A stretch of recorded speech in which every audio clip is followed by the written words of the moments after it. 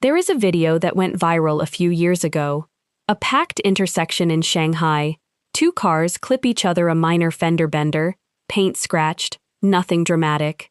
Now, imagine that same scene in any major Western city. You already know what happens.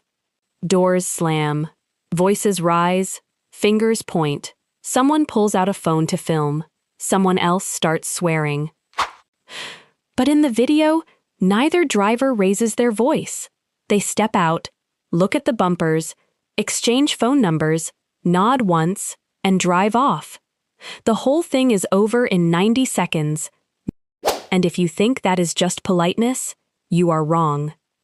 What you are looking at is the visible tip of an invisible system, a set of daily habits and ancient philosophical principles that have been quietly training the Chinese nervous system to regulate emotion for over 2,000 years.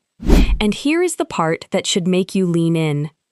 Modern neuroscience is now confirming, study by study, that these habits physically change the structure of the brain. Consider where most of us stand right now. The American Psychological Association's 2025 Stress in America survey, conducted among over 3,000 adults, found that 62% report societal division as a significant source of stress. 76% say the future of the nation is a significant stressor. 54% report feeling isolated from others. And 83% of those stressed by division experienced at least one physical symptom in the past month. The average American rates their stress at 5 out of 10. That number has barely moved since the pandemic began. We are not just stressed. We are stuck in stress.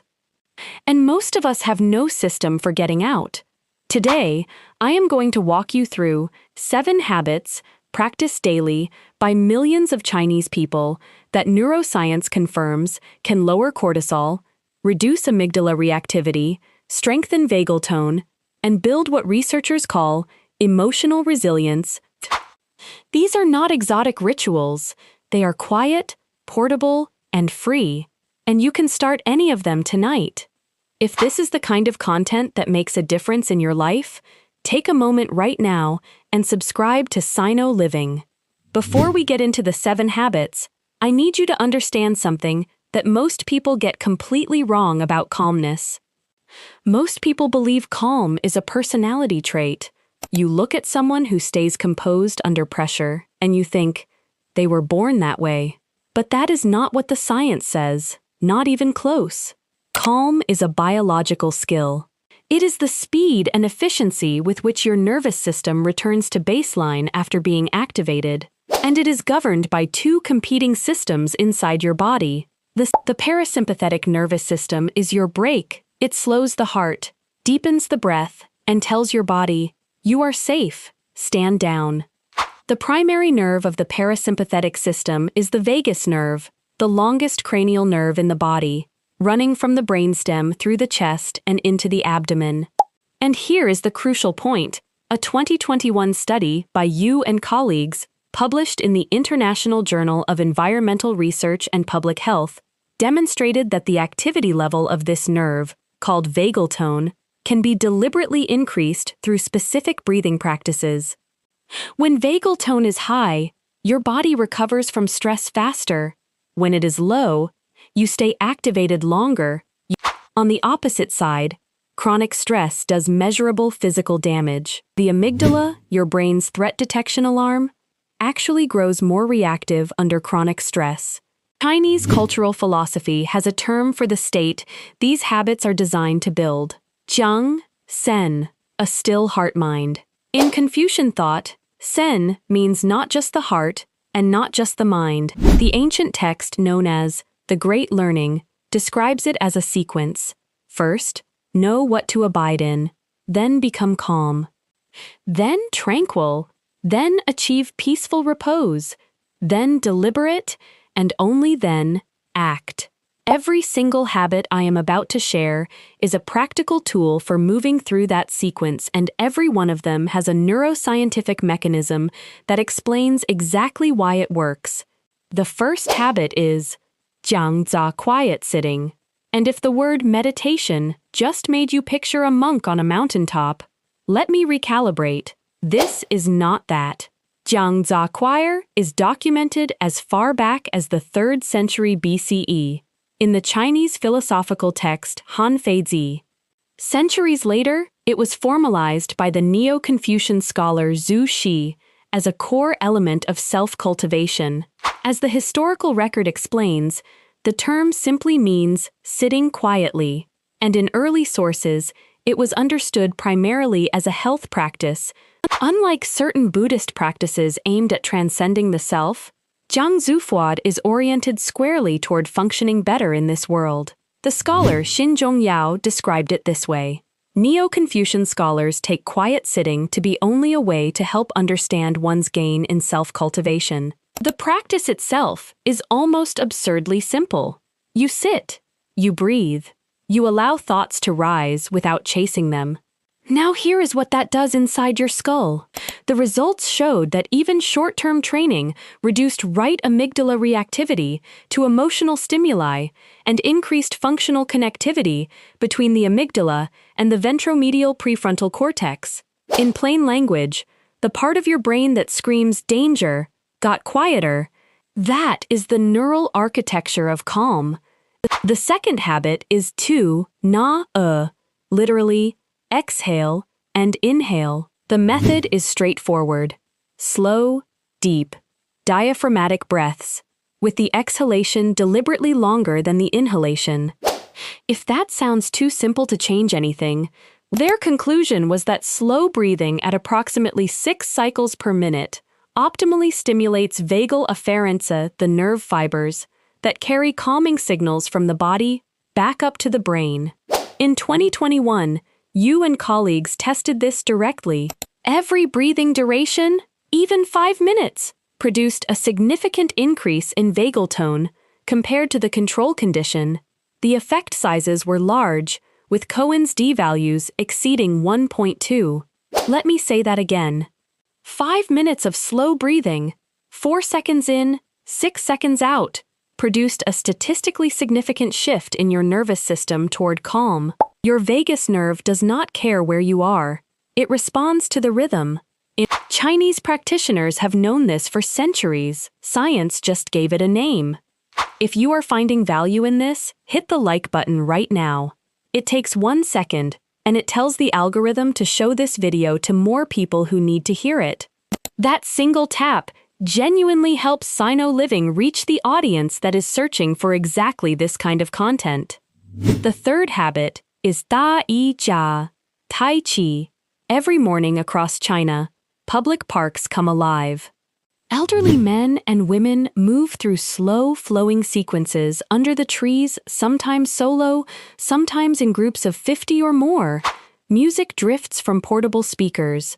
A grandmother corrects her granddaughter's posture.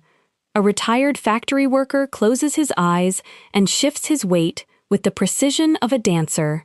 This is not exercise in the Western sense, and the evidence is now enormous. The results showed that traditional Chinese exercises, Tai Chi, and Qigong significantly improved both anxiety and depression scores. For anxiety, the pooled standardized mean difference was -1.14. For depression, it was -0.60. Subgroup analysis revealed that the optimal protocol for anxiety reduction was 40 to 60 minutes per session, 3 to 4 times per week, for 12 to 16 weeks. But here is the detail that matters most for our conversation.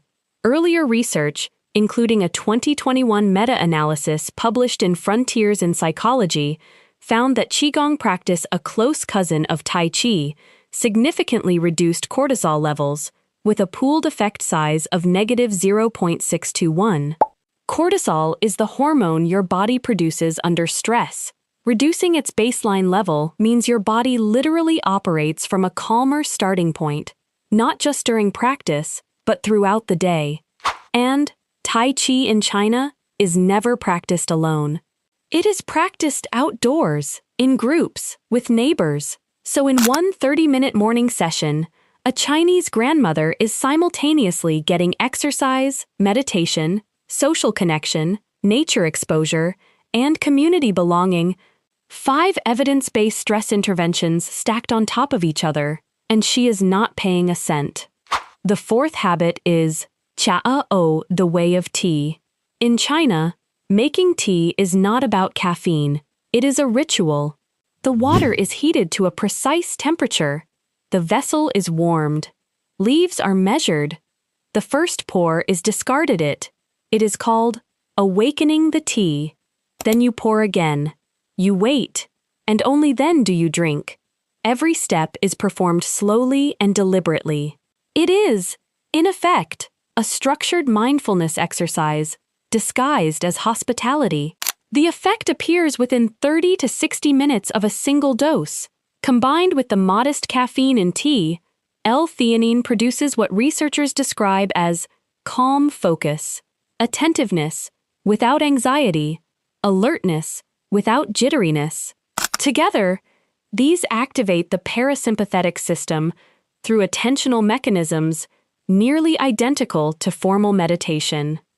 When a Chinese grandmother sits with her grandchild and pours tea in the afternoon, she is not just being kind, she is awe. Without knowing the neuroscience, lowering both of their cortisol levels, promoting alpha wave production, and creating a pocket of neurological calm in the middle of an ordinary day. The 5th habit is S-euro, the after-dinner walk. In Chinese culture, this is almost universal.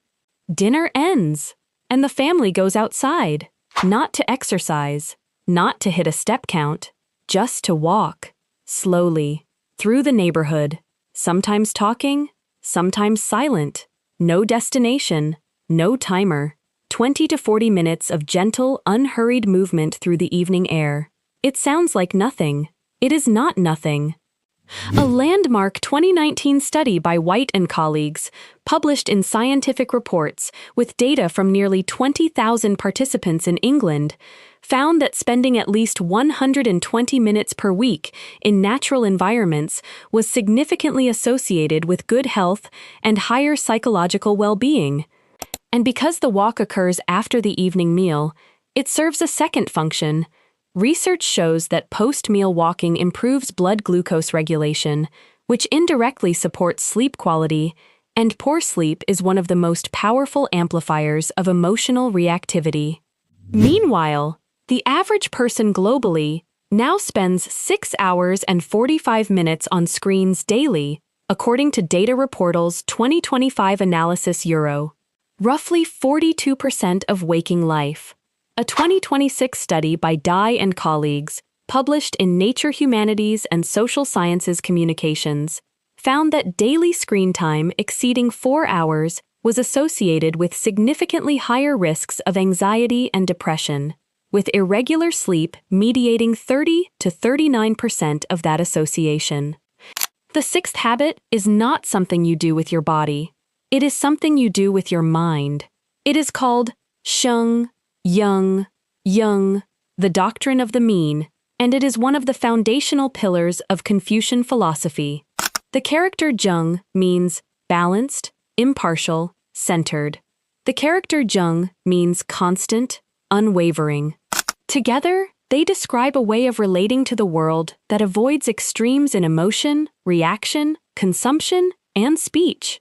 As a 2022 peer-reviewed study by Gao and colleagues, published in Frontiers in Psychology, explained, Nying refers to the doctrine of the mean, or the idea that moderation in all things is the optimal path. Now, this is often misunderstood in the West as emotional suppression, just forcing yourself to stay flat, never reacting, but that is not what Zhongying teaches. The original Confucian text, the Classic of Rites, describes it this way. While there are no stirrings of pleasure, anger, sorrow, or joy, the mind may be said to be in the state of equilibrium. When those feelings have been stirred, and they act in their due degree, there ensues what may be called the state of harmony.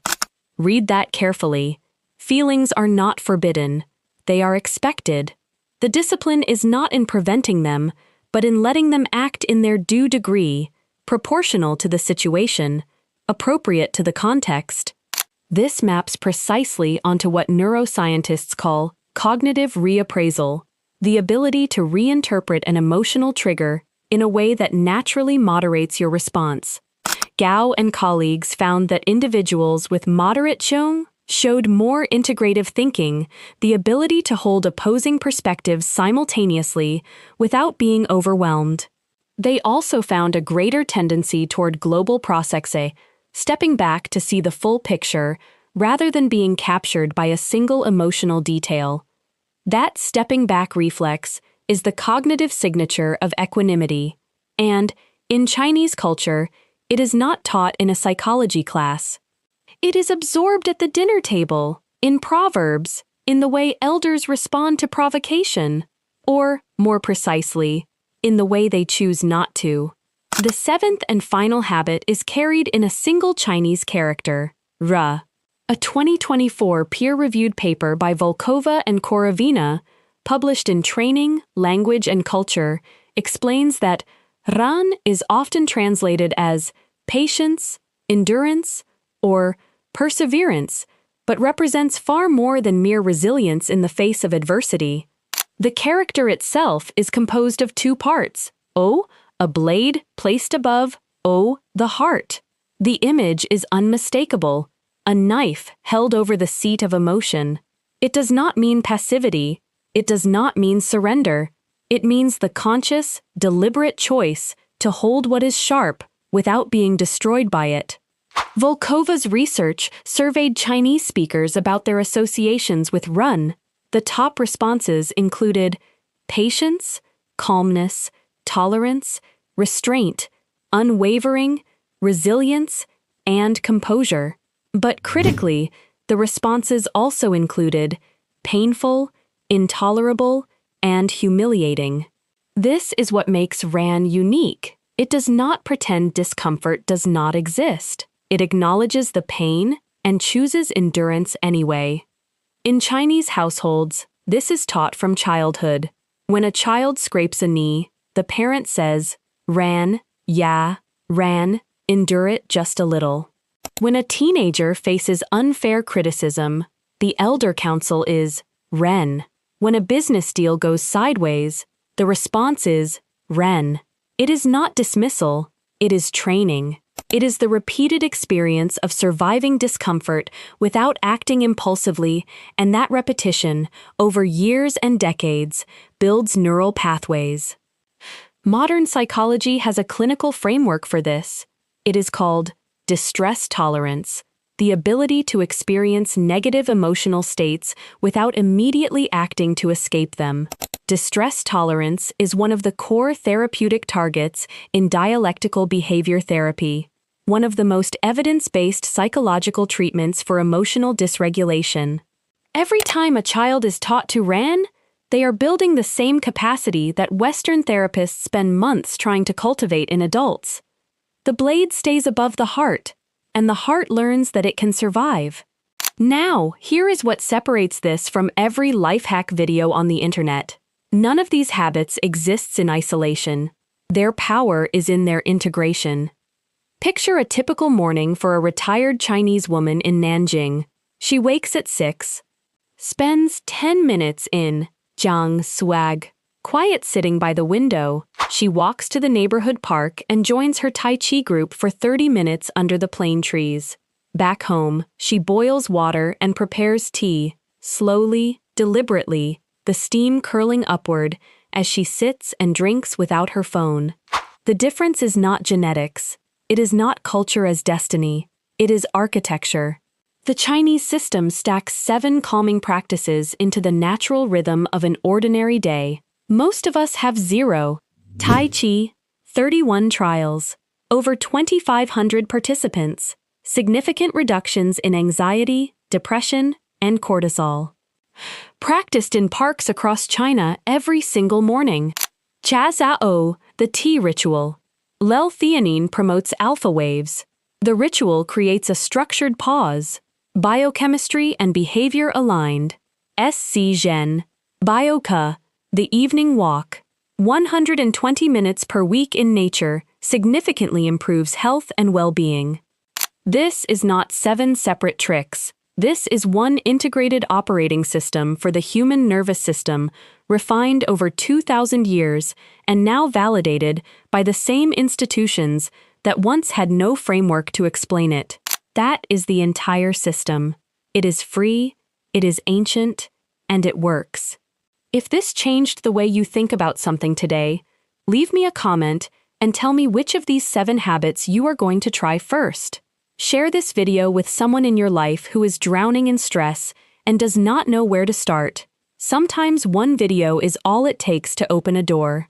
And if you have not yet subscribed to Sino Living, now is the moment. Tap subscribe, hit the notification bell, and join this community.